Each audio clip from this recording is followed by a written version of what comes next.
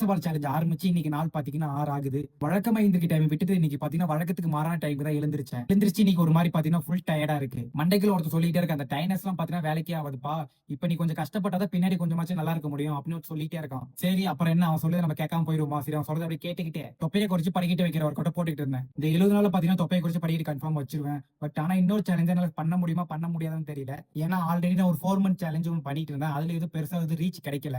இப்ப ஸ்டார்ட் பண்ணிட்டு இதுலயும் பெருசா இந்த ரீச் கிடைக்கல. பட் ட்ரை பண்ணுவோம். ட்ரை பண்ணதானே ஏதாச்சும் ரீச் கிடைக்கும். அதனால மனசை தளர விடாம பண்ணிட்டு இருக்கேன். சரி இப்படியே கதை சொல்லிட்டே ஒர்க் அவுட் முடிச்சிட்டேன். முடித்த பின்பு பாத்தீங்கன்னா நம்ம செடி நண்பருக்கு தண்ணி ஊத்தணும். நம்ம ஓனர் வேற நம்ம பொறுப்பு தான் விட்டுட்டு போயிருக்காரு. அதை வேற கொஞ்சம் நல்லா பாத்துக்கணும்ல. அதனால தண்ணி கொஞ்சம் ஊத்திட்டு இதே நம்ம ரூம் ரெண்டாவது டிஸ்ட்ரிக் போமா, நம்ம ரூம்ல அடிக்கடி நிறைய பேர் கண்ணு வைக்கிறாங்க. அதனால சகனமே சரியில்லை. அதனால தான் டிஸ்ட்ரிக் போமா எடுத்து வச்சிருக்கேன். இதுக்கு மேல யாருமே எங்க ரூம் மேல கண்ணு வைக்கிறது ஓகேவா? அதுக்கப்புறம் மதியம் ஒரு 4 மணி வாக்குல ஜிம்முக்கு கிளம்பிட்டு இருந்தேன். இன்னைக்கு மண்டைக்குள்ள ஒருத்தர் சொல்லிட்டே இருக்கான், இன்னைக்கு ஜிம்முக்கு போகிறோமான்னு சொல்லிட்டே இருக்கான். சரி கிளம்புறதான் கிளம்பிட்டு இருக்கேன். கிளம்பி போ, ஜிம்முக்கு போயிட்டு அங்க முடிவு பண்ணிக்க இன்னைக்கு ஒர்க் அவுட் பண்ணலாமா வேணாமான்னு. நீ கொஞ்சம் ஸ்டார்ட் பண்ணிட்டா நீ கண்டிப்பா பண்ணிக்குவேன். அது உன்னை பத்தி எனக்கு தெரியும். ஃபர்ஸ்ட் நீ இங்க இருந்து கிளம்பி போ, அதுக்கப்புறம் பாத்துக்கலாம்.